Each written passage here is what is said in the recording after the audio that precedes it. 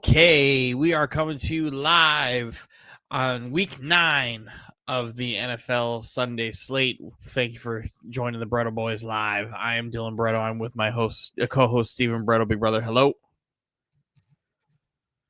Yo. And we are coming to you a little earlier than normal. While this game is still over. Run. This game, we probably could have done this at halftime when Sam Darnold was still like 16 for 16. But not much has fucking changed. Currently, the Seattle Seahawks are beating the ever-living dog shit out of the Washington Commanders 38-14. Don't let the 14 points fool you. It has never been close at any point. It might as well just be 0 because they have stood absolutely zero chance in this fucking game. It was never close. Absolute nothing good the Commanders can take out of this game. Just got the Jaden Daniels injury where he like fell backward. His arm just fell, got trapped between the ground and his body in the worst way possible. Walked off in a fucking cast in a game where he was down 21. 31. And in the game when they were down 31. They only had 7. Because they just scored the next play. They scored. Yeah, so they're down 31 in the fourth quarter. Why is Jaden Daniels still in the game? You're already getting your ass whooped. You already have all these injuries. Like you don't have Terry McLaurin. Why was Jaden Daniels in this game to begin with? With all the receiver injuries they had, I'm like, there's no point. Jaden Daniels might not have a long career because he's too skinny. He's gonna need to bulk up. Otherwise, his injury. If they use him running, and he's running, his skinny body, bony body, getting hit, is going to have. His mama didn't like it when they were saying it weeks ago. RG3 career in Washington. Yeah, it sucks. Anthony in our group chat. Let me tell you what he said because you're gonna laugh. Where is it? Here we go. And I quote, "This is what I feared. The Commanders are frauds. Benefited off an easy schedule last year." And I rolled my eyes. He said, "Am I wrong?" I said, "No, but you're picking and choosing when you value the strength of competition." And then he called me unfair and negative. And I was like, but when Steven said that at the beginning of the season, you laughed.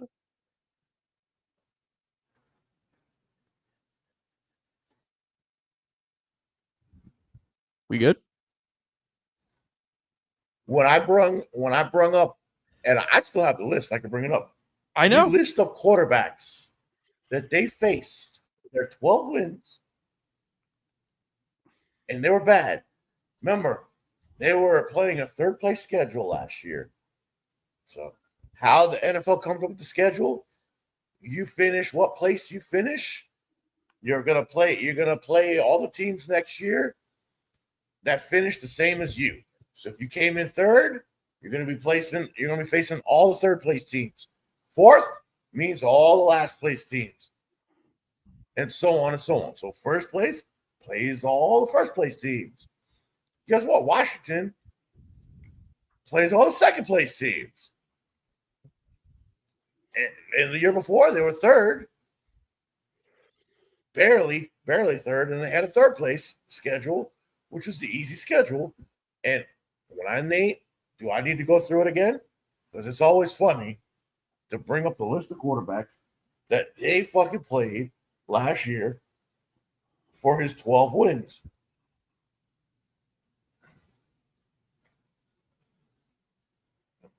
It's Daniel Jones, Andy Dalton, Caleb Williams, Daniel Jones, Cooper Rush twice. They lost to Cooper Rush. Will Levis, Jake Hayner, Spencer Rattler, Kenny Pickett, Trey Lance, Deshaun Watson, Joe Burrow is the only one. And that team just has a horrible defense. The quarterbacks. Which we will go over later. They when came we get in to that game. to this season with the oldest team in the league. So they spent their money on two way old people, too many old people. Their entire defense is old people. And when you have old defense, your defense is slow. Anthony was saying, he's like, "Oh, the Commanders need another weapon." I'm like, they don't need another weapon. I was like, they need youth on defense. They need youth and talent on defense. I was like, this Commanders offense isn't like a bad thing. It's just nobody could be fucking healthy at the same time. Like, I've never really been this big fan of Debo. Debo's not a good. The defense was terrible last year, and all they did was get older. They benefited from that Hail. They benefited from that Hail Mary last year, and they played a bunch of bad teams. But when I said that last year, Anthony laughed at you. And to start off this year, people look at me like I'm crazy. Yeah. And I listed the quarterbacks. It's crazy that the idea. They're 3-5. So let's see who they have beaten. They beat the Giants. They beat the Raiders. So they beat Russell Wilson, Geno Smith. They beat Russell Wilson and Justin Herbert. Geno, who's been terrible this year. Geno has been terrible this year. He absolutely has. Geno's been terrible this year. Justin Herbert, that's the terrible offensive lineman. Yes, but the idea that going from being like the oldest defense in football to then just adding more old dudes to your old defense, not good. Not a great way to build your team. It really makes it difficult because you just re-signed Terry. The defense wasn't good last year. That's why Philly hung 50 on them in the NFC Championship game. That's all you need to know about their defense last year. Terry not being healthy sucks. Losing Eckler early in the season and having all the injuries they're having sucks. I've never really been a big fan of Debo as a wide receiver, but he clearly isn't him either. And that him as a second option. They didn't want to pay McLaurin because he's entering his 30s. And they ended up paying McLaurin, and he's played like 2 games. Mm-hmm. But I feel like Debo, I think, is just finally catching up to him the way he fucking plays football. There's a reason running back careers are as short as they are, and he's been playing as fucking physical as he's done for that for like 5 years. Once he just was ultimate gadget guy in San Fran, he's been trying to run through people's faces, and it's finally catching up to him at a fucking 29 years old. So he's probably hitting that cliff that those running backs do when it comes time, because he's never been a great route runner. Truly, he's never been a great route runner, but he's been a really good option for the guys who are able to use him.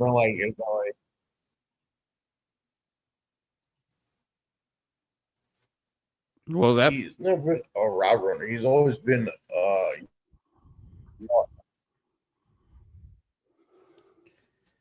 He's always been a guy. You just get him the ball quick, let him go to work. Find ways to get him the fucking football. Hell of a game. But yeah, you're breaking up every like 4 seconds. But Sam Darnold, outside of the interception, every wide receiver was open, and wide receiver or tight end is open for a touchdown. The defense literally quit in the first half. There's nothing they could do. There was nothing to do. Sam Darnold was fucking dealing. He's fucking dealing, and he's put himself in that fucking MVP conversation. more than he already was at this point, because he's quietly having like a really good fucking season. No pressure. Which is crazy because last year the Seattle Seahawks offensive line was fucking terrible. They could not produce any pressure. The corners couldn't cover nobody. Well, that's nobody's offensive line anyway. The offensive line was bullying them. It was just one of those games where just everything went right for Sam and the Seattle Seahawks. So we love that. Shout out to Sam Darnold. All right, let's get down to the nitty gritty. San Francisco Niners 34, New York Giants 24. I had to hear from Anthony how fucking awesome Mac Jones was today. And I'm just like, where were you the last 3 weeks where Mac really wasn't that good? And now we're here. We were just having the conversation about how Brock Purdy doesn't need to exist anymore.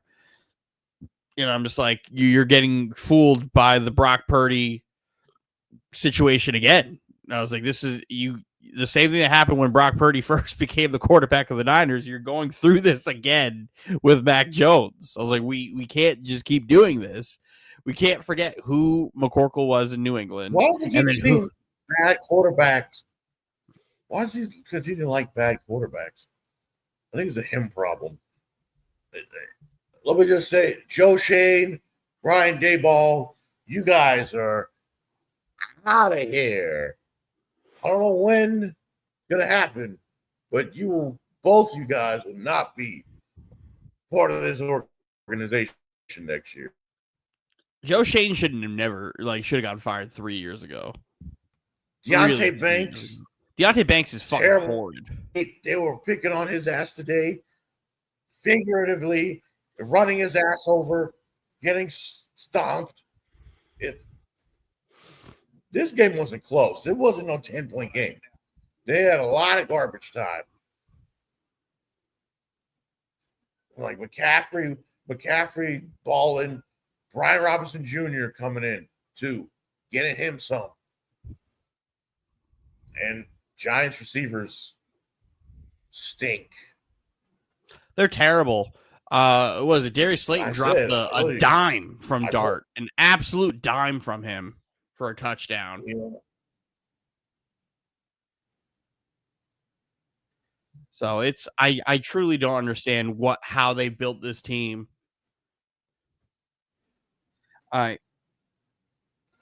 Shane has they built this team on a front four and nothing else. Nothing else, because the linebacker's terrible and that secondary is terrible. Trading for Brian Burns, I understand it, but then I don't understand it because you didn't put anything else on that defense.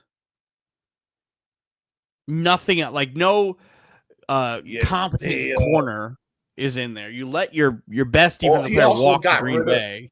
He also got rid of players he didn't draft, and they go to another team and fucking Xavier McKinney. You didn't draft him. It's time for him to get paid. Let him walk. And he's good. Green Bay. Let's Saquon walk.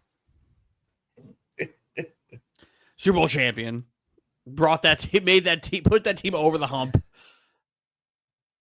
Ugh. Yeah, made that team the key piece that team was missing. Fucking nonsense. Gave him an MVP player. You didn't want to pay him because you wanted to pay Daniel Jones.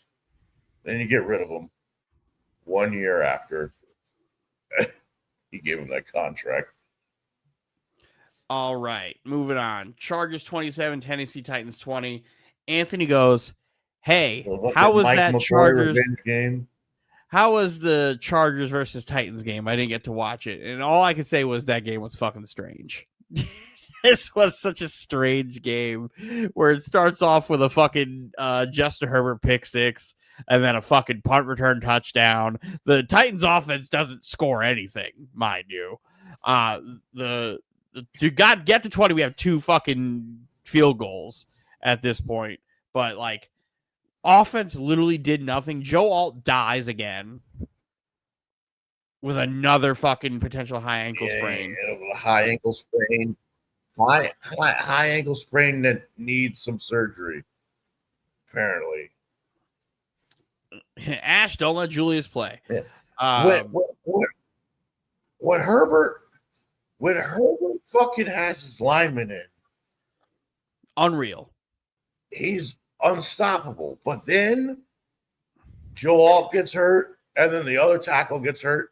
These offensive linemen get hurt on this team every week.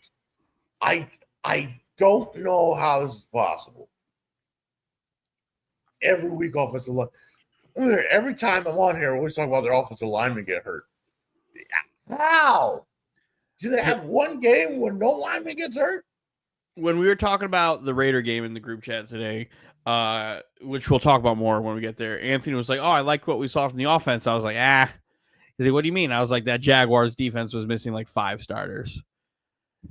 And then I was like, "Can you even name me another team that's missing 5 starters on one side of the ball?"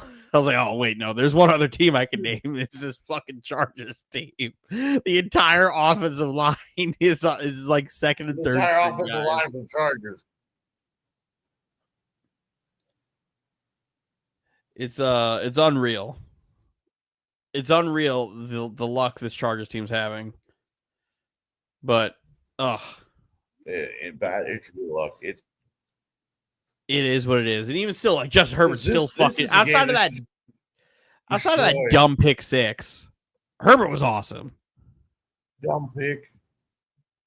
Herbert was awesome against Mike's team. I like his little Mike slide hates that celebration. Safe for the touchdown. Mike hates this motherfucker, Justin Herbert. He whooped the Titans' ass. Yeah, he likes bad quarterbacks, but hates these guys hate good quarterbacks, but like bad quarterbacks. I don't know what their problem is. Maybe it's a them problem. They're not seeing the whole picture. The problem is they tell me I'm wrong, and I'm like, I'm never wrong. I'm just early.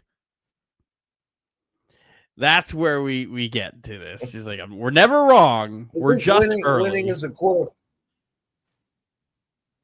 Winning is not. Me and Anthony have been arguing about Caleb Williams the last couple of days because he's been very much so like, yo, Caleb's been playing awesome. And I'm like, I don't know. I was like, I feel like you're confusing winning with quarterback playing well. He's not watching the games. He's looking at the stats. He's not watching games. I was like, if you're watching Caleb play, you're watching him be fucking stupid. I saw last week where he just kept overthrowing receivers. And I'm like, kid, he hit a receiver in stride. Moving on. Minnesota Vikings 27, Detroit Lions 24. When we did our weekly picks, Anthony picked the Lions, and he goes, I'm surprised none of y'all picked this game. And I said, nope, not touching it because division games are wacky. You never know what you're going to fucking get.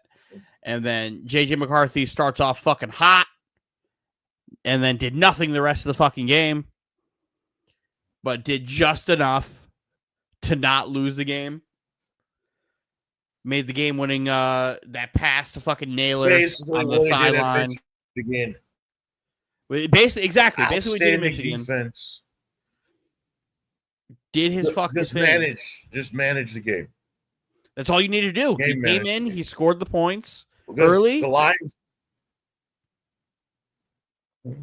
The fucking Lions. That's how you beat the Lions. You hit him in the mouth. You hit him in the mouth, and you stop him from running the football. And you make Jared Goff beat you. You make it a Jared Goff game, it's a different team when he has to throw. When he has to throw 40 times, he needs both running backs to get like 20 carries each. And when you're able to stop the run, which Minnesota did, they were hitting Flores had them boys ready to play.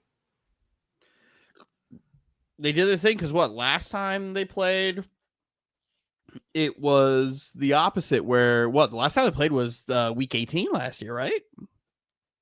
Was this the first Viking Lions game this year where the Lions came out and just beat the fucking shit out of the Vikings?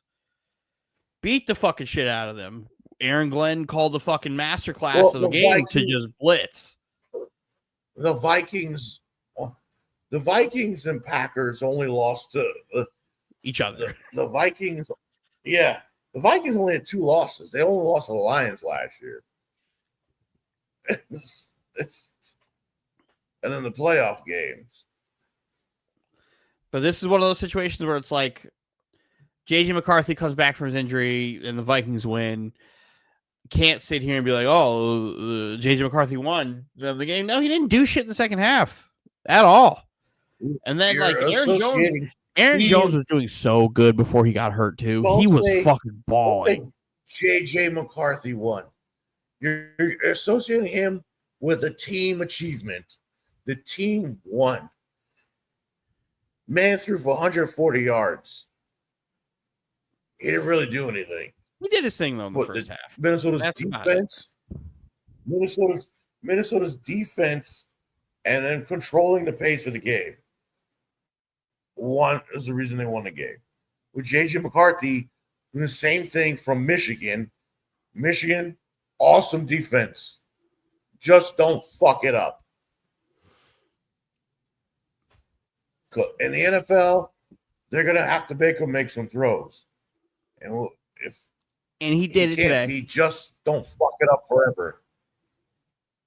Today he came through when they needed. I still, again, you can clearly tell neither one of us are fans of him, but he did make the throws when he needed to because he sealed that game. Falcons 23, New England Patriots 24. Man, it felt like the Patriots were in serious control, and then the fucking fourth quarter happened. And the Falcons started to make a run, and then they fucking missed the extra point. The Falcons probably get rid of their second kicker this year. This Young Wei Koo was their kicker at the beginning of the year, and he missed the kick. They got rid of him.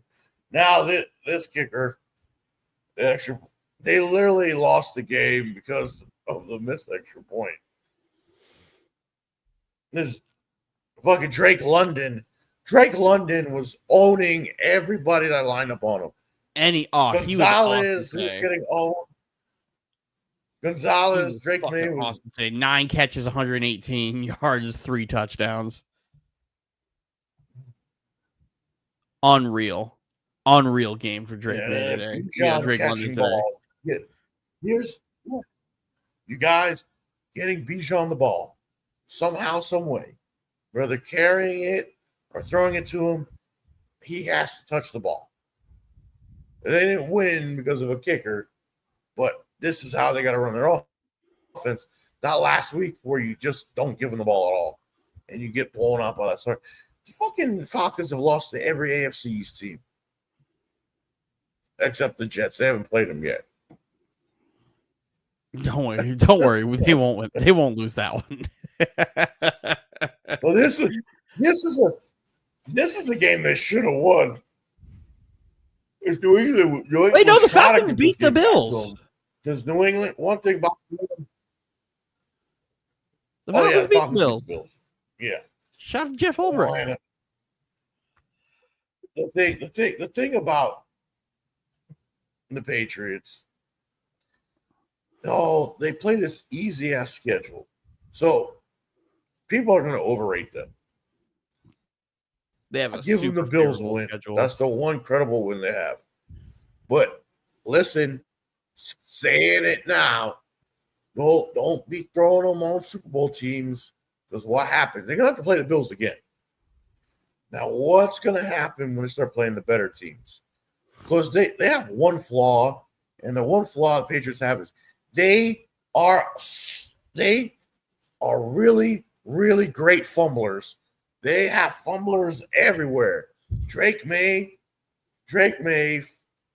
fumbles a lot, but that fumble he had in that game in the end of the second half was just terrible. Like, the sack's coming. Did you see what he did with the ball when he got hit? Drake May's fumbling a lot. And you have a team that fumbles. Like, they literally should have beat Pittsburgh because they fumbled. And I swear there's like fumbles every game by this Patriots team. It's very much so how to like hold on to the ball. Vrabel needs to make every freaking member of the offense walk around with footballs and have the defense just try to knock it out of their hand. Because they fumble all the time. And at the quarterback and the running back position, which they actually played their best running back today because they were forced to. And guess what? The fumbler was hurt. He was pretty good. He was pretty good today. Yeah.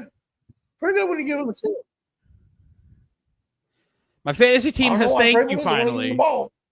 I lose Cam Scattaboo and I gain Travion Henderson. Who knew? Who knew? Fucking nonsense. Fucking Mike Vrabel doing the dumb shit with running backs again. Colts 20, Steelers 27. Holy shit. What a fucking shit show of a game this was. We have an award. We have the Tua award winner. The Tua Tagovailoa / Dylan Gabriel ass player of the week. Boy. It was after the Thursday game, it was going to be Tua. It was going to be Tua, but man. But it's October. It might be fair if we just give this award now. It's October. It's Halloween. Halloween just happened. It's November now. So what happens? Pumpkins. Pumpkins grow.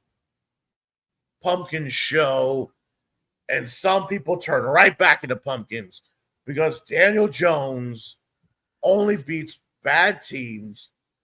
And when you make it a Daniel Jones game, the fucking bakery is open because he got the apple turnovers and he's got them Danny turnovers. 3 interceptions, 3 fumbles. Jonathan Taylor was non-existent. Make it a Daniel Jones game.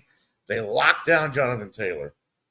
And when you lock down Jonathan Taylor and you make Daniel Jones have to beat you, this is what happens. Yeah, the rest of this Colts schedule is pretty tough. Like they did very much so get the harder part of their schedule coming up going forward outside of the Titans. But nope, they play the Titans outside of, I think there's one like really weak team. Yeah, there's one really weak team left on their schedule. Houston.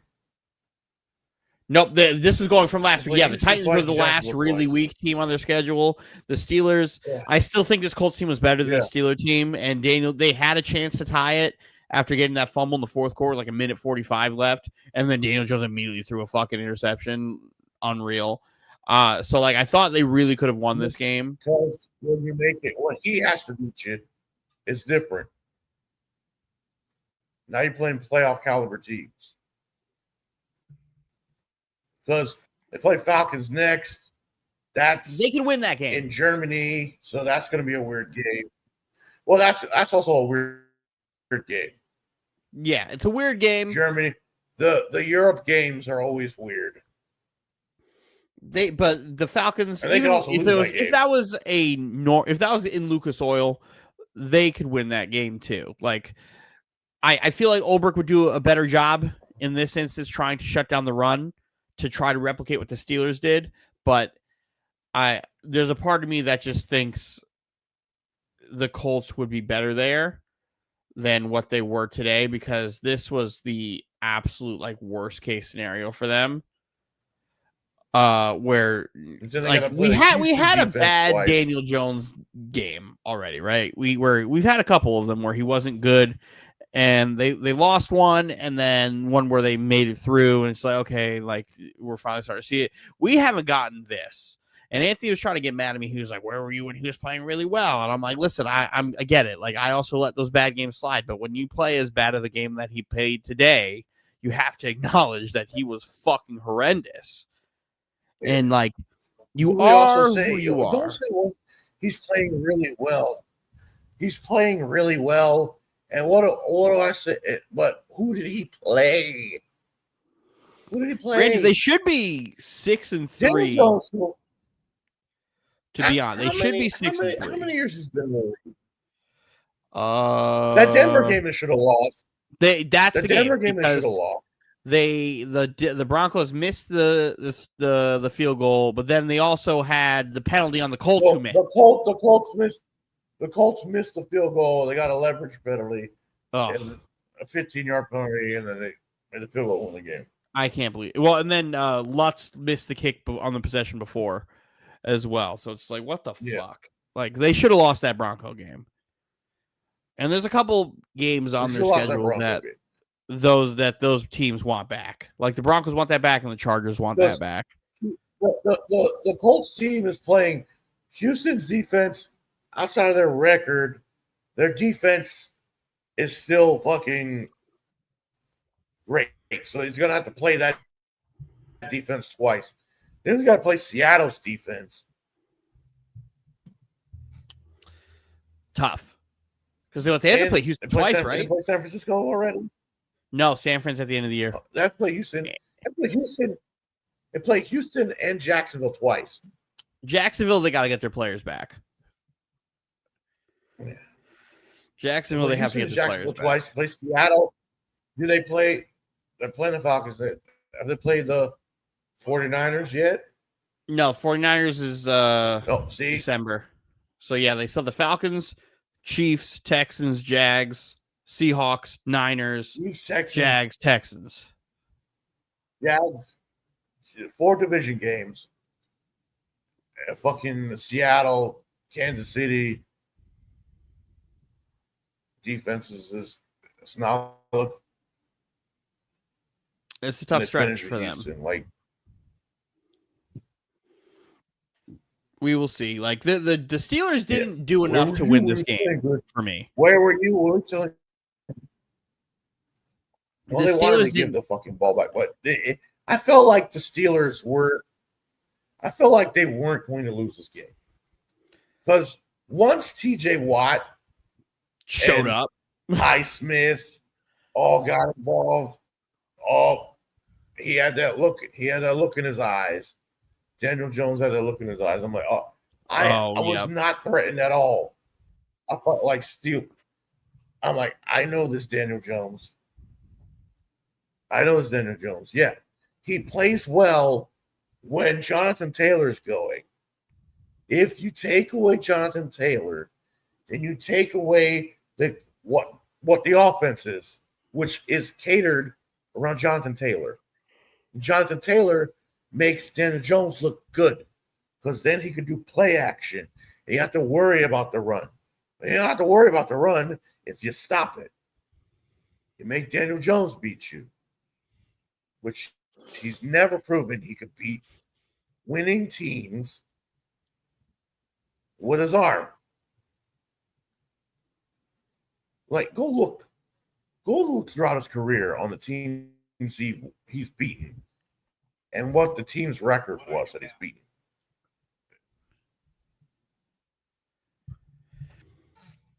I'm not doing that because I already know.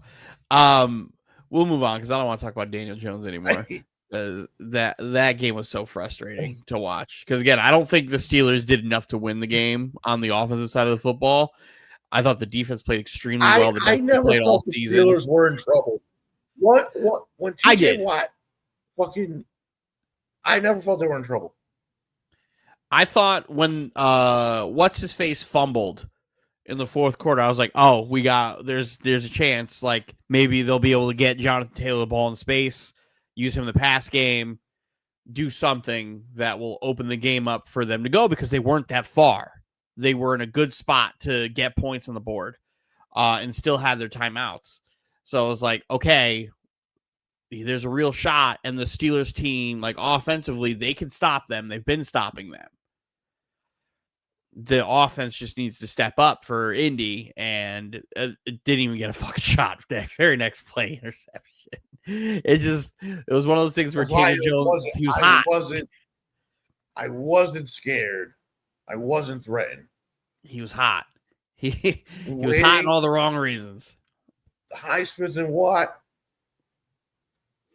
that motherfucker did not want to see them. And even if they were blocked, he was fucking shaky. He was shaky. All right, we'll move on. Denver 18, Houston 15. We saw CJ Stroud die today. If CJ Stroud would have didn't get knocked out of this game, they would have won. They would have won. He was playing really good. This is the battle of the two best defenses in the NFL. And the difference is CJ Stroud got knocked out because Sean Payton had the bounties out because they were hitting fucking they were doing fucking personal fouls the whole fucking game. They did hit Nico Collins with a couple headshots too, and it's just like, what the fuck? Yes. There was bounties were out. If Coleridge had played the Broncos lose. What's up, T Severe? It's chatter of the year. This, by the way. The Broncos came out with fucking and they had bounties on the Houston offense. I'm like, oh, when Alshire responds, because that's the dirtiest problem in the NFL. I'm like, oh, Alshire, y'all fucked up. Y'all gonna fucking Alshire's gonna fucking hit y'all. These Alshire's gonna fucking hit y'all late. I can't wait for it to happen. Even though that hit wasn't dirty, it's just it was just a bang play. Yeah. Yeah, it changed the game because CJ Stroud was moving the ball to Nico Collins. Oh yeah, Nico Collins was eating. Riley Moss was getting served on a platter because they were missing Surtain when Stroud was in there, and once Davis Mills get in there, like he couldn't fucking move the ball. Don't worry, we'll get to your team soon enough. This game is also fucking frustrating because, man, like Bo Nix stinks. It's so frustrating with this Broncos team, and they still get away with they find ways to win games. And granted, that's what good teams are supposed to do. But what the fuck? I'm so tired of watching these dudes win fucking football games that they have no business winning. So sick of it. And again, Stroud plays, different story. But we have to sit here and watch Davis Mills for the next fucking 2 weeks. Well, soon as I saw his head hit the back, and then he was throwing up gang signs, I'm like, oh, he's done. He's done. I don't know if he's going to come back because Houston needed this game too. And if CJ Stroud would have finished this game, they would have won. Because let me tell you about Bo fucking Nix. I think Sean Payton hates Bo Nix. Truly do. There's no way you could run this fucking offense the way that they do, where they literally won't allow Bo Nix to throw past the line of scrimmage for like half the game. And then you're just going to let him start just taking shots all game because you aren't allowing him to play this way. Granted, he's not seeing the field cleanly enough to do this. And it's frustrating. He's not fucking very good at all. Well, there was that drop kick at the end of the game that Houston should have had. Anthony and I were talking about this fucking team too, where he was like, more teams should just do what Denver didn't, eat the dead cap and cut the quarterback like they did with fucking Russ. And I told him, I was like, listen, that's fucking malpractice. You can't do that. The Broncos are very fucking lucky that they got a quarterback who's willing. They ate the dead cap, but they had the fucking draft pick. Yeah, they ate the dead cap. They hit on all their draft picks. They had all their draft picks that they accumulated in that time frame. Where even that first year where they had Russ, all those guys were good. They got lucky, so you could afford to not have to build your team through free agency because you have all those guys on the roster already. So you could afford to eat it. So now you have this 2-year dead cap. Where you're like, okay, we can afford to go and grab a couple guys like John Franklin Myers, who the Jets were just selling before you fucking cut Russ, and able to extend Nick Bonito after the fact where that money's you're not really going into the dead cap anymore once the rush shit's over. That's when his contract fully takes place. Yeah, because you end up extending Surtain. You have all the guys on your roster. You can make that move. They got lucky. They got lucky. They got the quarterback who. They got lucky. They got the quarterback who Peyton wants. Picks. Yeah. It's frustrating that they got rewarded for doing something rewarded for doing cap suicide. Out of college, I never thought he was that guy. I thought Bo Nix can be a guy. I don't think right now he is. I think he was thrust to play too soon, and last year he progressed really well. He has regressed from there to where he was because he definitely was at this point last year. I think he was better than he is right now. He was doing the same thing he did last year. Last year he had that fucking game against the Jets last year where he had 5 yards passing in a fucking through 3 quarters. Again, he was better last year at this point than he is right now, but they just got bailed out by a CJ Stroud injury. If Sean Payton were to unleash the reins a little bit more with Bo Nix, we would see more of the dumb shit that Bo Nix does. That only works if you have incredible defense and can find a good rookie quarterback. Still dumb. Exactly. You lose for the 2 years that you have Bo Nix, you don't have the flexibility of the cap freedom of the rookie quarterback contract. Granted, if Bo Nix ceiling is Derek Carr, that's still a good ceiling. That's your franchise's greatest quarterback. Broncos 18, Texans 15. Where were we? Game of a lifetime. Chicago Bears 47, Bengals 42. By the second quarter of this game, I got a text from Anthony saying, "You're wrong about Caleb Williams." And I have to always preface this with, I've watched more Caleb Williams than most people have watched Caleb Williams. The average person has not consumed. I'm not going to say that. The average person has not watched as much Caleb Williams as I have for me to understand who the fuck Caleb Williams is, right? We get it. He's a fucking gunslinger who has no touch, who has all the potential in the world to be this fucking unreal quarterback, but he's fucking stupid. If it looks like it's pressure and there's not pressure, he does some fucking spinneroonie spinning for no reason. For no reason. For no reason. That's why it's so fucking frustrating to watch him play, man. Literally, it's so frustrating watching him play because I literally thought this game was over with 3 minutes left in this game. I took it off the 4-screen so I could go to the Patriots-Falcons game.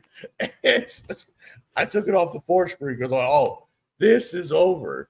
And then the last 2 minutes of this fucking game happens where Joe Flacco scores 15 points in 39 seconds. It's unreal that this fucking Bengals team and Joe Flacco over the last 2 weeks have lost 2 crazy gut check games to the fucking Bears and Jets. And this also means Stefanski is gonna lose his job in the next 2-3 weeks if Dylan Gabriel pulls out another piss poor performance. And they had Joe Flacco there, and he traded Joe Flacco in the division because he was sucking on your offense that you're running because you think Dylan Gabriel can run your offense better. And Joe Flacco literally had the best game of his career highs in passing yards. It's incredible that Stefanski's able to sit here and just be like, hey, Flacco, you're done. You're fucking washed. We're going to just trade you to Cincinnati because they stink. And you're just going to end up there just being old and sucking over there.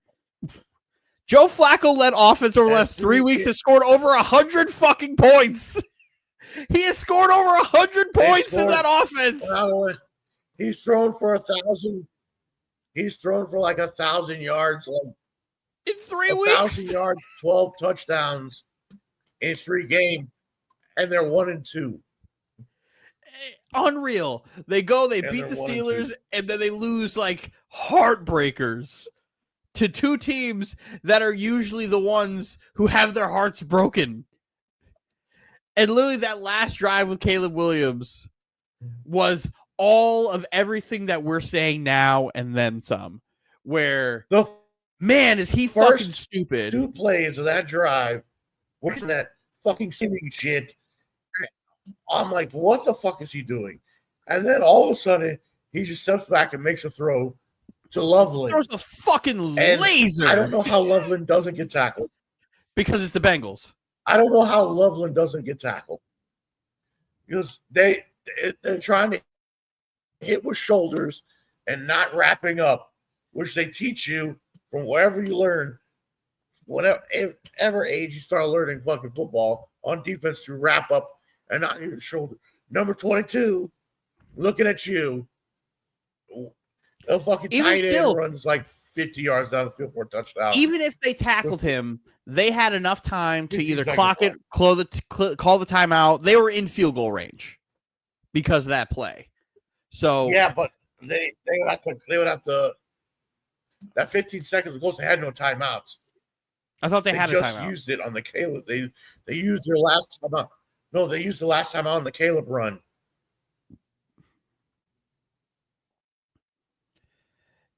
Yes, this is my sentiment exactly. Caleb, I think, is elite when he's out of the pocket. Absolutely elite when he's out of the pocket. How he goes about getting out of the pocket is my fucking problem with Caleb. Because he sits there, he'll run backwards 15 yards, he'll do a couple pirouettes, hit you with a couple Drew Hills, and then find his way to the sideline to throw a fucking laser to a wide receiver who has this much of a fucking window, but Caleb puts it in a perfect spot for them to make a fucking play on it. And that is where he is unfucking he real. Does all that, and then he does all that and does some master Pete pumps, and then fucking overthrows the receiver by fucking 20 yards. Exactly. It's never one of the receivers that he always overthrows them. He's incredibly frustrating to watch as somebody who is a fan of his. He had more receptions today than Roma Dunze. Yeah, there's no way like the Bears put up 40-7 and Roma Dunze had 0 fucking catches. 0 catches, and Caleb had 2. Caleb had 2 more receptions than Roma Dunze. Caleb, yeah, he had the touchdown catch. Ben Johnson was dialing up some shit today. Ben Johnson was dialing up some shit today. And at one point,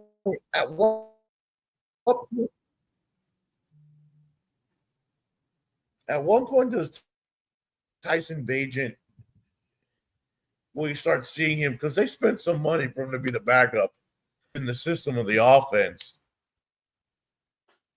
He's always doing that running, that fucking jumping jack bullshit. This motherfucker had Caleb Williams catch a touchdown, catch a pass, throw it back to the fucking tight end for the tight end to throw a fucking laser down the fucking sideline today.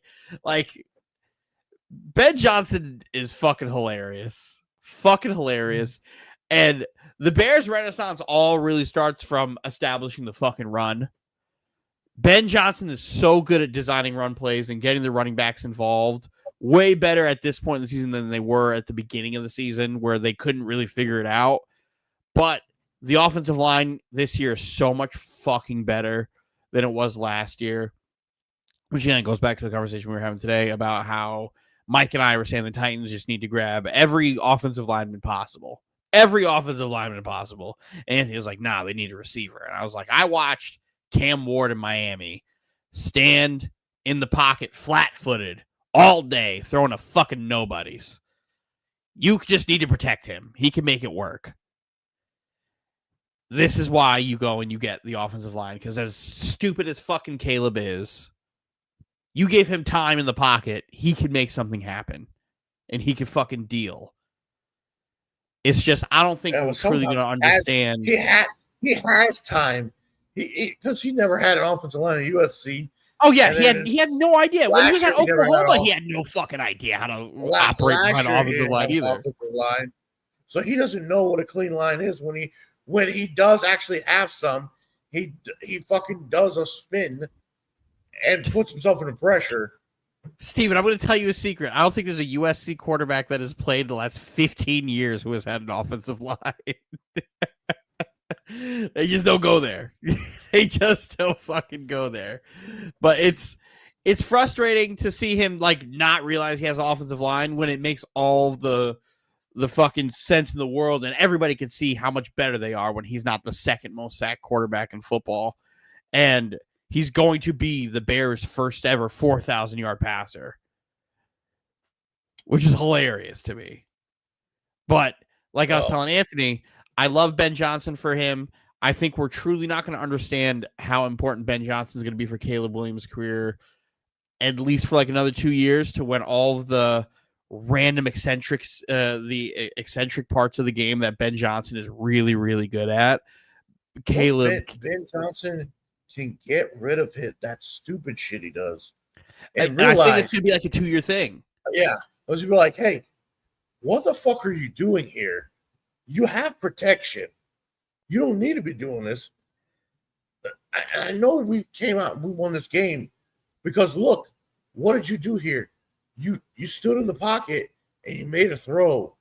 You had protection. And that last, like the other two plays were like, there's no need for this bullshit. Once he starts to really pay attention, the touchdown where he got the ball, stood in the pocket, and threw it. That's what we want. Once he's able to really understand the details of the game, because I think this is also like the first time Caleb's had a coach that's just not fucking glazing him the entire time. Because Lincoln Riley fucking loves Caleb Williams, and he was just sucking that guy's dick every chance he fucking could. Yeah. Meanwhile, Caleb's crying in the sidelines while the fucking game's still being played in the stands with his mom. Like, he's never had a coach in his life that didn't just say... Ben Johnson's like, I made fucking Jared Goff a fucking Pro Bowler. Like... Shut the fuck up and listen to me. Yes. I think he's the first coach who's ever looked at him and said, I don't give a fuck how talented you are. Yeah. You're dumb. I had a guy who was way less talented than you have. He way less talented, and he was dead. His career was dead. He was sent to Detroit to die. Yeah. He was sent there to fucking die. And then in that first year when they won one game, they were trying to trade him again to move on. And then just something clicked where it's like, okay, I don't have to be stupid the entire time. Well, they got linemen. They've got running backs. And they had Bugattis. They had the picks. And they figured it out. And they figured it out. Mm-hmm. He does. But I think he can grow out of it. Aubrey can't. Amon-Ra happened. Penei Sewell happened. Aiden Hutchinson happened. Amon-Ra was already on the team. He was the year after, I believe. Or that was his rookie year. Penei Sewell was Dan Campbell's first draft pick. Yeah, so Amon-Ra was the year before. That was his rookie year, that one-win team. Yeah. But then you have Jahmyr Gibbs, Hutch. Yeah, that all from the Rams trade. Because the Rams, yeah. Like that was... People, quit putting it on Twitter or X. The Rams won the trade. They won the Super Bowl. Correct. Stop putting that on there. Why is this a thing? Oh, man, who really won the trade? The Rams. They won a championship. What did Detroit do? They choked. Why? Yeah. Yes. Shout out to the Bears for getting to this point. Granted, they still really haven't beaten nobody. But shout out to them. Well, they got to play the division, so. Panthers 16, Green Bay Packers 13. This is this dumb shit that I was saying last week, Steven, where I'm so sick of this fucking Packers team playing down to every fucking team they play against. The Packers team has adopted what the Dallas Cowboys have done for years. For years, for like the past 25 years. Play down to their competition. But, like, did you know that the Carolina Panthers are the first team since 1970 to be the underdog in 9 games to have a winning record? I did not. The underdog all 9 games. And whenever, this is a big win for the Panthers. This is an organization. Incredible win for the Panthers. Coaching, and the Panthers dominated this fucking game. Bryce Young didn't get sacked a single time. He did not get sacked. He did not get sacked a single time. His stats are not going to show you. He threw for 100 yards, but they dominated this game on defense. They dominated this game on offense, and they dominated this game on special teams. On the fucking ground. They dominated this team on the fucking coin toss because you know what Canales did? They won the coin toss, and they elected to receive. So in the fourth quarter, they can kick with the wind, and the wind was fucking crazy in this game. I forgot how many miles an hour it was in this game because the Panthers had a bullshit fucking penalty on a Rico Dowdle touchdown where they did the Key and Peele skit, and I guess two pumps was a BS penalty.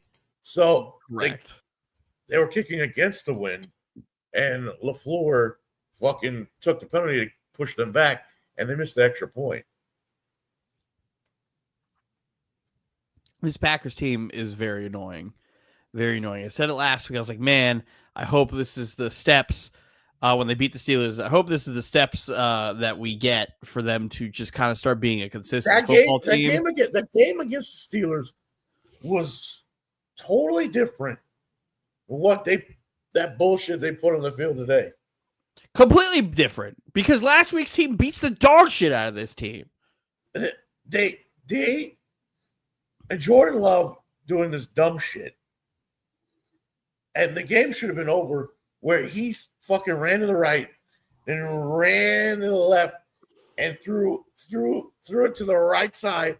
And this is why this guy's playing defense. Dropped the pick. It was 4th down anyway. But he dropped the pick. This is why he plays defense. And let me tell you something. That was a touchdown. That was a pick 6.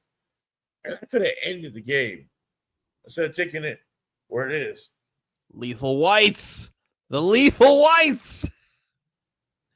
Listen, the cameraman on that play did a fucking magnificent job because they watched all the bullshit happen and then the camera slowly pans to where the defender's going to be to watch it hit his chest and drop it. And he just goes, ah. I don't even know. And the worst thing about it is like, why did you try to catch that with your body? Because he plays defense. That was an easy throw. That was a layup throw. There was no heat on that thing. No. That was such a soft pass. Like, that's a pick 6. There was nobody on that side. None. He was gone. And but he started moving before he had the fucking ball. The Packers score, and the Panthers, Bryce Young, I believe, has 9 career wins in his career. I think. Yep.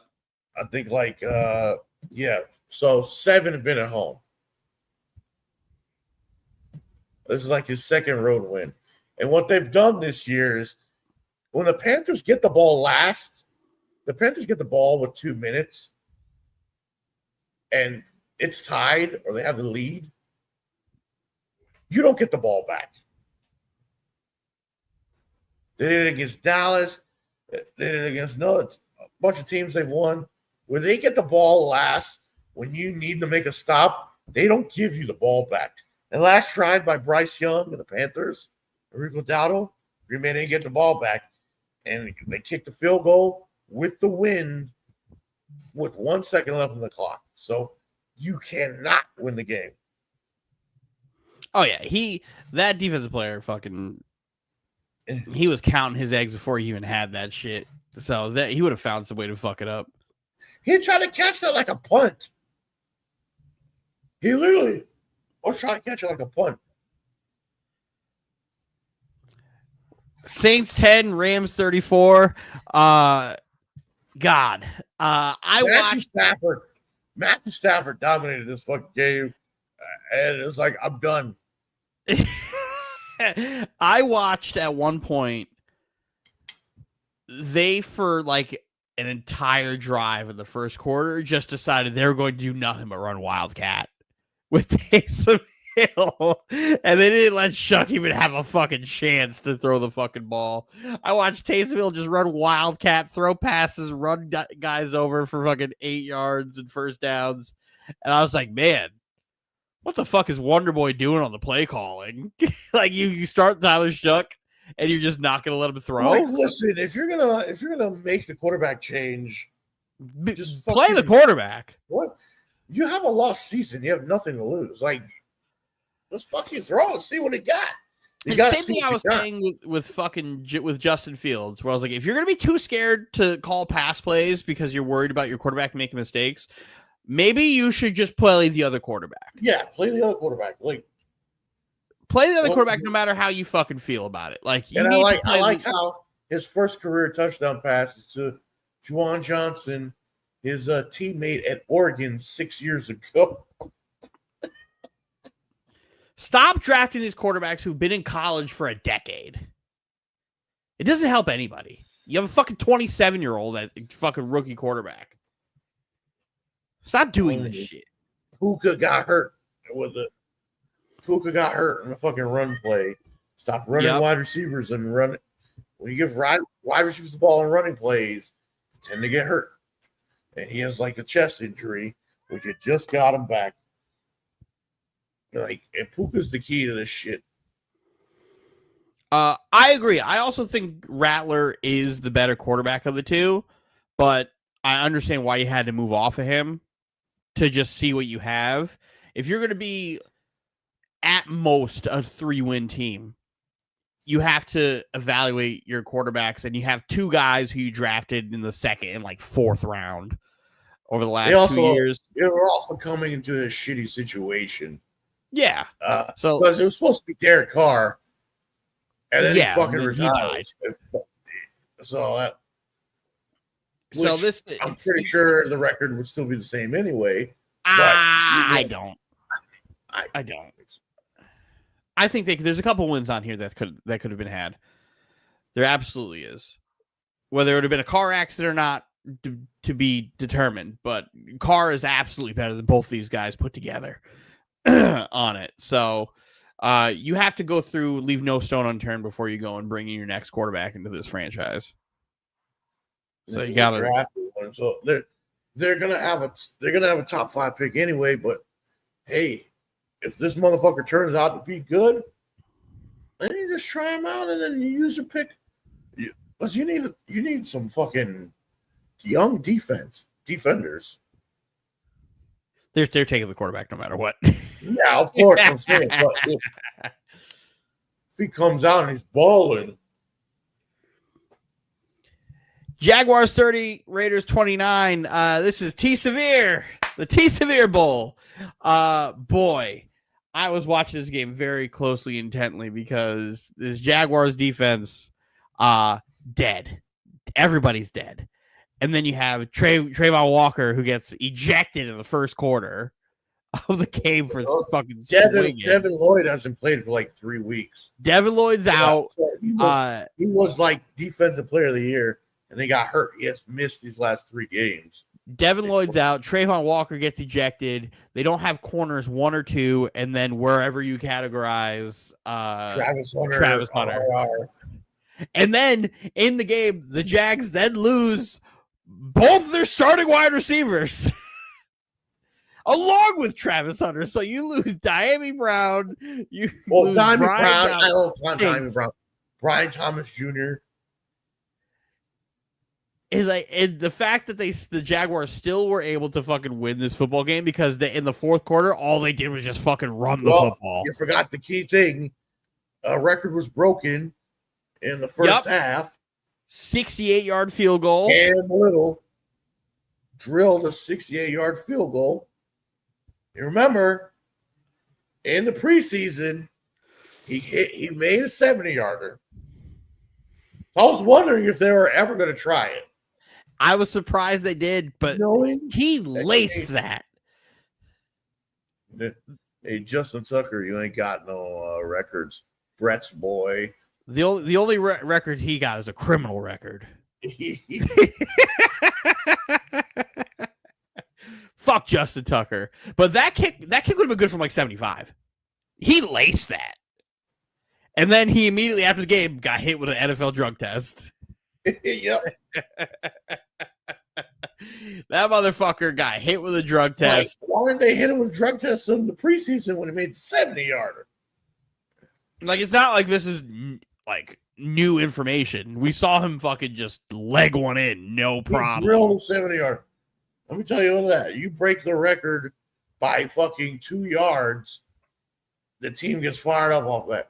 I was wondering if they were ever going to try it, besides being in the first and the end of a half, where if you miss it or whatever, it's no damage, there's no time. But will they do something like that in the game, like in the first quarter or third quarter? You're within range, knowing that he's made 2 field goals, one in the preseason at 70, and then today 68 for the record. You think they're going to let him go for 70 at some point in this season? Well, the 68-yarder they tried, but I want to know if they're going to do it not at the end of the halves, because even the 70-yarder in the preseason was an end of a half. Well, kick. yes. I don't think they're going to. I think because the teams are still lining up to try to return it. They put Trey Tucker back there to try to return it just in case. But at this point, I don't think it's ever going to be short. I think he's always going to have the range. Because points, if you can get points, get the points. So all you got to do is get to the 50-yard line, you get the points. He's never going to be out of range. He's always either going to make it or it's just going to go right out of the end zone. The problem is it puts the other team in great field goal position. Yeah, or field position. So that's where it's like you kind of have to continue to just do it at the end of halves. Because if there's ever the off chance of that shit happening, you don't want to lose the field goal battle because you missed a kick. But if it's 5 minutes left and you need that 3. Because I wouldn't have a guy there to return it because there's no guarantee that guy's going to get back to the fucking 50. Just let it go. There's always, because his field goal is done about bigs in the field. Yep. That's why those 10 always get returned to touchdowns. The thing is, we got a good Geno game today. But this is when I had to like bring Anthony back to earth, where I was like, listen, you got a good Geno game. You got a great Brock Bowers game, but you got it because of the 5 defensive starters that were missing. And when the fuck is Pete Carroll going to run the fucking football? Yeah, it's like me and T Severe here had this conversation right before the season started, where he very much so validated my feelings. Where I was just like, man, I don't understand why the Raiders drafted Genty. They should have just drafted Membu, who's awesome, right? And just drafted like Amari and Hampton. Or drafted a wide receiver, since you're throwing the ball all the time when you're not running. Well, that's with hindsight, right? Based off of just the picks that were made in the style of offense we know Pete Carroll to have had run in the past, if you're going to draft a running back, like, it would make sense to just go best offensive lineman available, because the talent drop off from Genty to like Hampton or Judkins or all these, like, it wasn't like massive. Yeah, it's just you could add Abuka Emeka Hookah, who was on the board. So if you're going to keep throwing the ball, like So outside of that one game, what has fucking Ashton Genty done? nothing. They don't give him the fucking ball. They don't fucking use him. Why do you give him the ball one game and then you don't give him the ball? Receiver is a weakness for this team.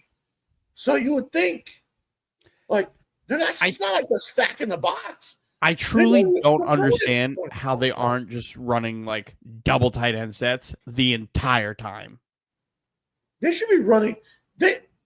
First of all, Brock Bowers and then they have Michael Mayer.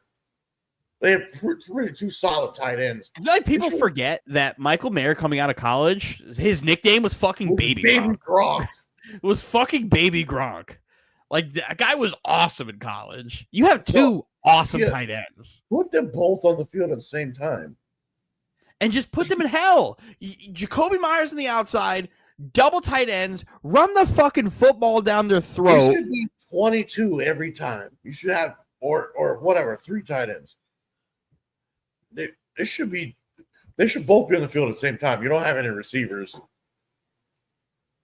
And then just keep putting Brock Bowers out wide on that corner. Just keep putting him one-on-one on that corner in the red zone. Like, that's almost like Death Tax's Brock catch ball. Like, he's awesome. I just don't understand it. Granted, Geno fucking stinks. Pete Carroll has his brain leaking out of his ear. Fucking Chip Kelly sucks. Like, I don't know. Like, I truly think there's a world where everybody here just gets fired again because the Raiders ownership is just like, whatever, we'll just pay coaches not to fucking be here. No, I don't think they'll fire Pete Carroll, but Chip Kelly definitely has to go. Chip Kelly, well, I think Pete Carroll and the Raiders will mutually part ways. But it all really depends on what coach is available.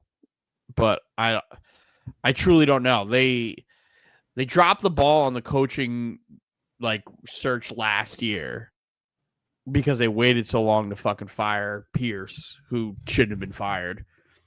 And then come up with like, oh yeah, we're going to try to interview Aaron Glenn, who's already narrowed down to the Saints and Jets.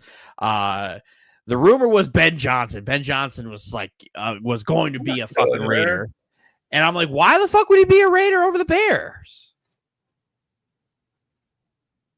And like that fell through. The fucking Bears have receivers. Like, why the fuck? And a quarterback. Yeah, and a fucking running back. So it's like, I don't understand. Let's see what Genty was 4th in the league in carries prior to our bye. He's just not that good. For 12 personnel to be effective, you have to be able to run, but Genty has been mediocre outside of the Bears game. Fair. The problem I see there is I feel like it, again, I could be very wrong. I don't watch the Raiders the way you do, so I will defer to you in the I always say this. I'll say this. I don't trust Boise fucking running backs. Again, we're me and you are here where it's like the only time we saw Genty play anybody not in the Mountain West, he didn't look good. And that was my problem with Genty coming into this draft was like the level of talent that you played. But I don't know how we could properly like evaluate him if he's only being used like 12, 13 times a game, as opposed to the 20 something in that Bears game. Like, I feel like there's something else to be there. Or maybe he's just fucking terrible in short yardage situations, which is not the Genty that I remember. Well, I see. Well, a couple times in that goal line, they just stuffed him. He was getting stuffed. So it's like, Anthony, when they drafted Genty, he was like, oh, everybody's saying he's like Barry Sanders. I'm like, Anthony, you don't watch college football to know that this is not fair for him. For you to put this Barry Sanders stuff on him is not fair at all. I was like, he's a 5'8" running back who dominated like guys who are going to be doctors. I mean, it's Mountain West. You know, like that's like averaging 20 in the G League. I always say this, like, you can get away with a lot of bullshit in college. That's why some guys from these areas don't fucking pan out. You got to go again. You should, if you're going to draft the run and you think you're going to run the football, your offensive line was terrible last year. I think the Raiders offense, the rushing offense was like last.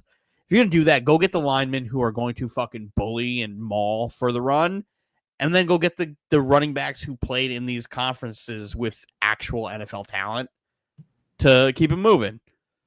But ultimately here, with this game, very much so kudos to Trevor Lawrence for, with all of the injuries on both sides of the ball, to come down there and just score that touchdown in overtime by just dunking on him after having 2 rushing touchdowns because the fucking idiot dropped that fucking touchdown. The old Drew Brees quarterback sneak.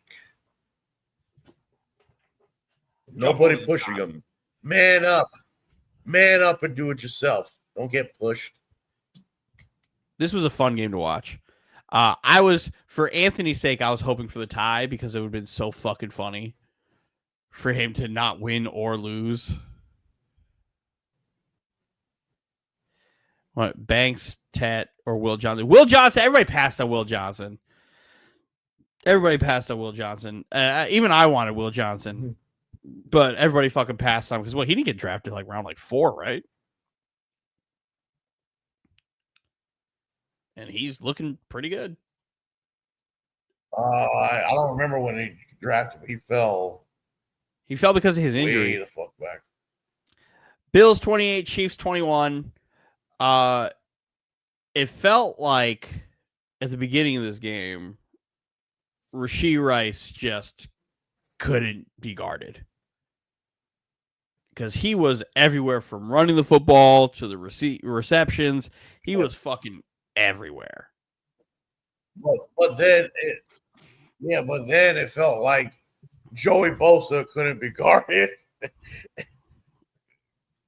couldn't be kept from the backfield and rushing. Well, I always say this: the Bills make their defense to stop Kansas City. That's why when they play other teams that are run heavy, they always struggle against teams. The Bills don't want you to run the ball on them. And Kansas City doesn't run the ball that much. And when Kansas City was running the ball on them, but they stopped. They do not want you to run the ball on them. You play in their favor. The Bills run the ball. Always beat the Chiefs in the regular season. Always beat the regular season. But in the playoffs, they shit the bed. Back to my point is you beat them in the regular season. This game doesn't matter. You got to do it in the postseason. And that's the one thing that this Bills team cannot do. When they play Kansas City at home or on the road in the playoffs, the outcome is they can change rules, they make new overtime rules, and they still lose. At some point, put up or shut up. Gotta get rid of the coach. Yeah. Shit or get off the pot.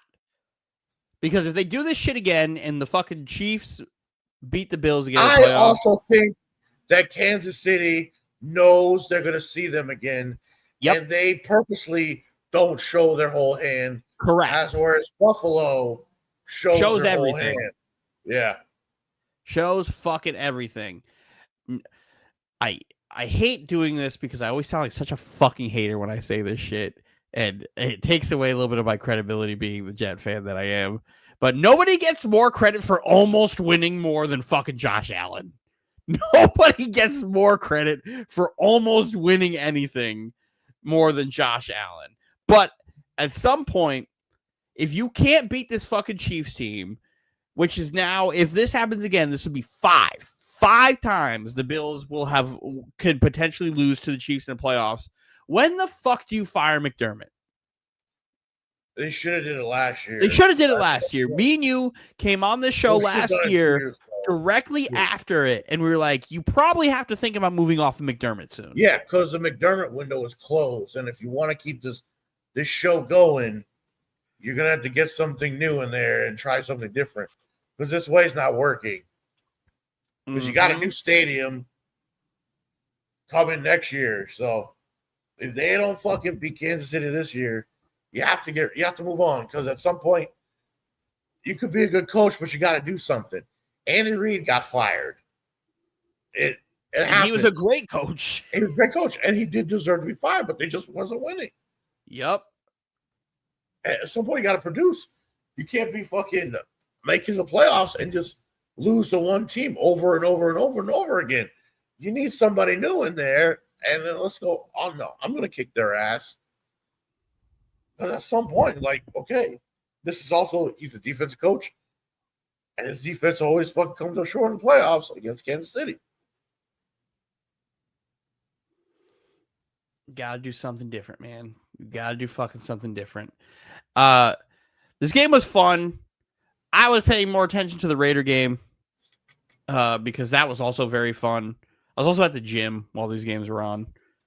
So I didn't see a ton. I saw the end where I really thought the Chiefs were going to do that thing where they came back and win the fucking game. But alas. Well, then Buffalo banking on a field goal, and he misses. And I'm like, oh, my God. Every Buffalo Bills Mafia shit their pants when they missed that field goal because they were fucking scared. Yep. They were fucking scared. They only had 15 seconds, but they didn't have no timeouts. But now, do you think y'all would actually hire Joe Brady? And do you think Joe Brady would say, yeah, I want to come here? That's the question. Because y'all fire coaches every year. Or let's say this, Buffalo fires McDermott and promote Brady, and then Brady finds a fucking defensive coordinator. See, this is why I like you, because you are very much so a rational Raider fan. A rational Raider fan. Y'all shouldn't have fired Antonio Pierce. Hand to God, hand all that stuff. Y'all shouldn't have fired Antonio Pierce. He was the only one who wanted to be there.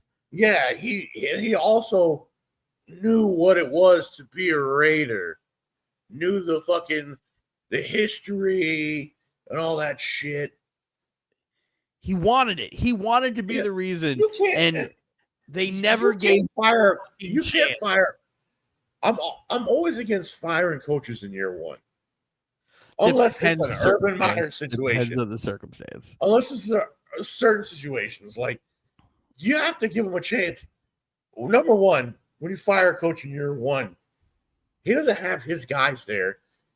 The team was bad. It's very rarely, every now and then you'll get the team that was a playoff team that fired their coach and you're taking over a playoff team. But most of the time, you're taking bad teams. If the Jets would have went 0-17, I would have been okay with firing Aaron Glenn. I would have been very okay with firing Aaron Glenn. But you're starting from scratch. You're inheriting a bad team, and then you gotta institute your fucking vision, and then get some of the players you want on your team, which you can't get done in year one. Now, there's some special cases like fucking Urban Meyer, but like that needs to happen. But I'm always against, especially in college football. Year one, like, what is he supposed to do? Well, Bill Belichick. We want that so badly for Bill to get fired. He finally beat a fucking real school. I stopped paying attention after like that. The first like 2 weeks, I was like, man, we could have. We need to wait on this one. If Bill's going to stick around North Carolina, it's really going to take like 3 years for him to build the program he wants. Well, I also got to remember, here's the reason why he's that fucking coach, because the team was terrible. Should have let the guy finish his year 2 and fire him with dignity in the office. McDaniels deserves no dignity. No dignity for Josh McDaniels. He's always been a bad coach. Always been a bad coach and a very overrated coordinator. Very overrated. So he needed to go. He very much so needed to go. He was also losing the locker room. He had to go. He lost the locker room. When you lose the locker room, I'm all for it. I'm like, oh, he was the locker room. You got to fire him because once you lose the locker room, that is it.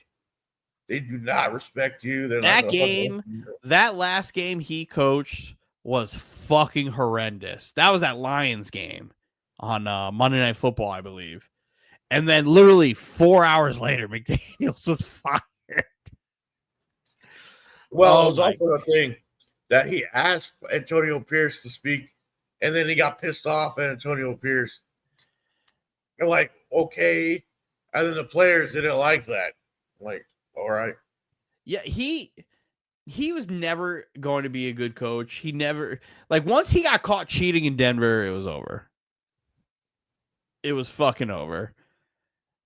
Like, he's never going to, because you can't come in here and do that bullshit where you try to steal somebody else's shtick and bring to your job. It's not going to work. Never is. He tried to take Bill's whole thing of the do your job somewhere else, and nobody believed that shit. Nobody believed that shit at all. So he has no identity outside of himself, outside of being the offensive coordinator. Bill Belichick is the only coach. Bill Belichick is the only coach that can coach like that. He has the credentials. You guys don't. Like, okay, whatever. You were his offense coordinator. Yeah, but he won fucking Super Bowls before you were fucking offense coordinator. Yeah. Get out of here. This I agree with, but like there's exceptions to the rule. And I think McDaniels is absolutely an exception to this rule where I think Antonio Pierce was absolutely given the shit end of the stick, where I don't think they ever fully intended on having him be the head coach. And then didn't give him opportunity where it's like his quarterbacks were fucking Gardner Minshew and fucking Aiden O'Connell. Like, I don't think that's the way to go. This year should have been his year. Like, you tried to trade for Jaden Daniels, and obviously that's not going to happen. But this could have been his year to go get the quarterback that he wanted. But I feel like they let him know too late, and he was under the assumption that he was going to be back, and then they're like, no. I feel like if Antonio Pierce is still the coach, Shedeur Sanders would be the quarterback. Would be a Raider. Would absolutely be a Raider. Yeah. But that's we missed one game. What game? We didn't. Dolphins Raiders. I mean, Dolphins. Oh my Ravens. god! Oh my god! Dolphins Ravens. Let's pull the game back up. Boy, were the Boo Birds out for this one. Boy, were the Boo Birds out for this fucking game. They fired Chris Greer, who deserved to be fired because, as you know, Chris Greer in NFL history is the longest tenured NFL GM to not win a playoff game. He was hired in 2015. Yeah, so he's giving out bad contracts. He's giving out bad contracts, hired coaches, bad coaches, and his players have been terrible. You deserve to be fired. The Dolphins are cleaning house after the season. I can't believe he hasn't been fired before this. That's what's fucking crazy about it. The amount of bad contracts that he has is unreal. But do you think there's a chance Waddle gets traded now? Like, I know, like, the idea of Waddle getting traded, but, like, do you think he really gets moved? I think, well, it could. Well, what's the offer? We don't know. They have interim GM now. They fired the GM before the trade deadline, and the Dolphins are cleaning house. So what can you benefit? Because you're stuck with the Tua contract. Nobody's taking that contract away from you. You're going to have to play with Tua. Because the word was, as long as Greer was GM, Waddle was safe. Yeah, well, guess what? He's not there no more. Not GM anymore. I for sure think Phillips is gone. Chubb, Phillips. They're gonna have to clean house and start from scratch. I can't believe he's gonna coach through the season. Like, he's not gonna get fired. No, he'd get fired at the end. At the end of the season, but he's gonna finish the season. But then, like I said, we talked about this before. Like, who would be? We looked at their staff. Like, who's the interim? Who insert position coach here? Yeah. Well, we all know he's getting fired regardless. But it's a thing. Like, they are stuck with Tua. They cannot get rid of that contract. Nobody's going to trade for Tua. The Tyreek Hill, if he never got hurt, definitely gets traded. But now he's got this injury, and he's in his early 30s. Might retire. Next year, might retire. They're not going to be able to trade him, so they're going to have to cut him next year. Waddle, you got to get something for. Because there's nobody on the offense. There's outside of their offense. Teron Armstead retired before the season started, so there's nothing on their offensive line to trade. You can't get rid of Tua. Achane, you might get something for if you're really going to offer him. Waddle, Phillips, the D-line, Seiler is the one. That's the only thing they can trade because there's nothing worth a damn on this defense. Minka Fitzpatrick, because they want to trade him again. There's individual pieces that you could absolutely move, but what's the value and what's the plan? Unless you're going to sit here and the Tua contract started this year, or is it next year? I believe it's next year. Unless you're going to sit here and just eat shit and understand you're going to be bad, then do the Bronco thing, where nobody's going to take the contract, but you're going to fucking cut him. You're still screwed, but you need the draft capital. The Broncos has draft capital to do that. You could collect draft capital if you decide to just say, fuck it, blow it up. Yeah, because that's what they're going to do. They're going to have to blow it up. Because Waddle, like all your young guys, like I'm on record here saying, I was like, the Jets are in no position to give up the talent that they already have. Right? So not moving off of Breece Hall, not getting rid of Jermaine Johnson, re-signing Garrett, re-signing Sauce, like those things, you have to keep them because we are devoid of talent and we need to help the next quarterback who's in here with the talent that we have because we have good pieces there. The Dolphins are in a situation where they have nothing. They are in a they have some pieces. They're in a very difficult position financially. They have Zach Seiler. You can get something for him. Jalen Phillips. Bradley Chubb, you can get like a 5th round pick for. He sucks. Minka Fitzpatrick. You have the ability to build offense. Jalen Waddle, Devon Achane. They really can't.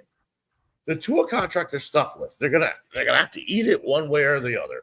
Exactly. So it's like you could eat shit, you could cut them, eat the dead cap, collect your draft picks through the other pieces that you have, and then just accept the 2 to 3 years of being horrendous, unless you hit nothing but home runs. You could play Tua again next year, like, oh, Tua can't return to starter next year, or like, oh, yes, he can. They're paying him, regardless if they cut him or not. They're going to be paying him. Why not pay him to fucking suck? And then you can get rid of him once it's guaranteed money because, well, what? Can you get a quarterback in this draft? Or maybe next year? I mean, they can get a quarterback. The Arch could be better in a senior year. They can. But what are you going to get with? Because you can get a quarterback. If you get a quarterback in this draft, then have him sit behind Tua. So this is the first year. And let Tua die for like 2 more years. This is the first year of his contract. They say that year 3 would be the potential out for 2027, where it would be just under 35 million dead cap. So they have to eat 2 years. It'd be this year, and then next year would be the year they just kind of just have to. You can either get a quarterback this year or next year. You can need a quarterback this year or next year, but you're gonna have to.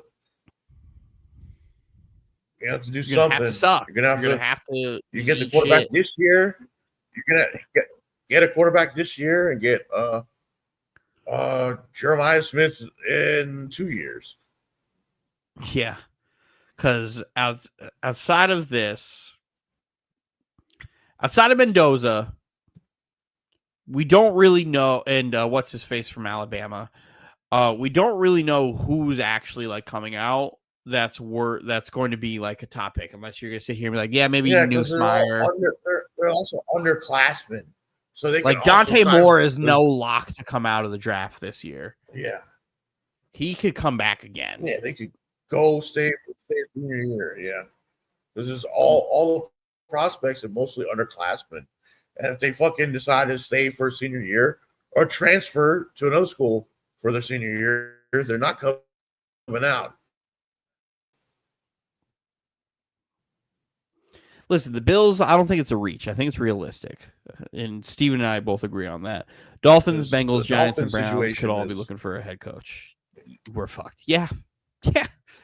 And I truly don't know who your candidates are, but enjoy Robert Saleh as your head coach. I don't think Saleh will probably get Saleh's probably going to be D coordinator for another 5 years before getting a job. I think that's usually how that's usually how these things work.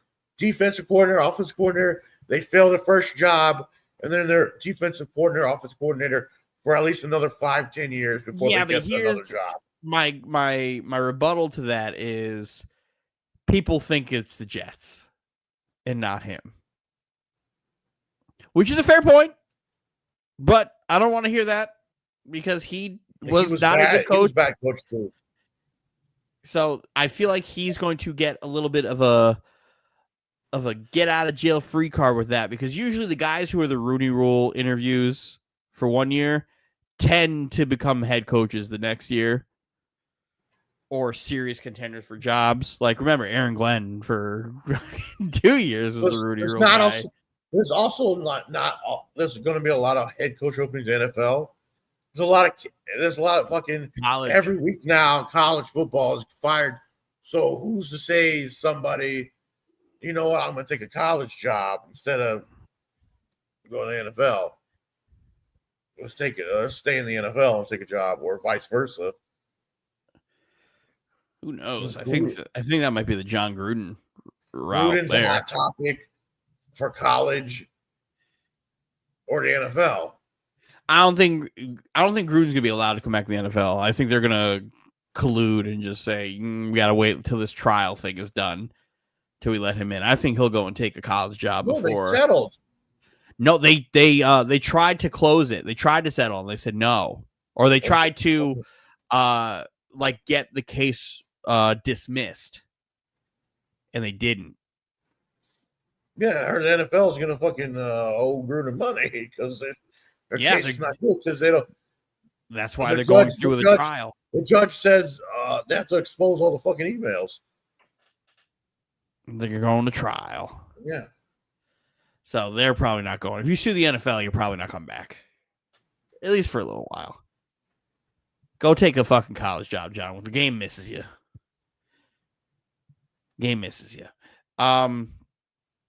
Yeah, but like you're gonna get Brian Flores is gonna get a head coaching job this year. I'm trying to think. Like I think Saleh is gonna take a shitty job. You also have to think of the head coaches like McCarthy. Who's going to get a job? The head coaches that are out there that are not on a job. McCarthy probably is not going to take a job. I don't think McCarthy wants to coach unless it's like in the circumstances that he wants. Bill Belichick can also leave college and take a job. I think if the Giants fire Dable, they are really going to pursue Bill Belichick. No, because the Giants are going to be in that coaching carousel too, and a GM carousel. So why hire two when you just hire Bill? That would be wrong. It would be, but is it entirely outside the realm of possibility? A guy who has ties with the Giants organization? He loves the Giants organization. Don't worry, the Giants organization loves him Patriots. too. He hates Patriots right now. He hates Kraft. Patriots scouts are not allowed on campus. Not allowed to scout. Saleh loves taking shitty jobs. Granted, your defense will be fixed overnight. Well, fixed overnight. Clint Kubiak is the hot offensive coordinator right now. So if he leaves Seattle, I feel like they're going to want to see that for another year before. I think he'll get interviews, but it's Joe Brady, it's Brian Flores, Kevin O'Connell's OC is getting some buzz. Josh McCown is gonna get a lot of interviews again. I think Ulbrich is gonna get interviews. Some Tampa Bay offense coordinator, because they get hired every year. Yeah. Like, I think there's a couple good candidates in this year's pool from it. I do think that Josh McCown's gonna be the one who's probably gonna lose out on a job this year because they're gonna want to see one more year of it. But he was interviewing last year too for it. But we'll see. Maybe my fucking Matt LaFleur gets an interview. Who knows? Listen, your defense is gonna fucking stop everybody. You're gonna find a bunch of UDFAs who are gonna be fucking rock solid and earn their contracts. But offensively, good luck. Good luck. Time management wise, good luck. It'll be tough. It'll be tough. That's one thing Aaron Glenn has absolutely already surpassed Saleh in his timeout usage and fucking challenges. Boy, already better. Detroit's new coordinators might get some. Detroit's coordinators might get some. I don't know. Interviews. I know their defensive coordinator is not going. They're continuing. They're continuing. We'll see. But all right, we're at that hour 40 minute mark. It's almost 1 a.m. Holy shit. Thank you everybody for popping in. Appreciate you. We're here every week. We'll be back for week 10 of the NFL season. I'm Dylan Barreto, Podcast Poppy. I'm with Big Brother Steven Barreto, and we are out of here.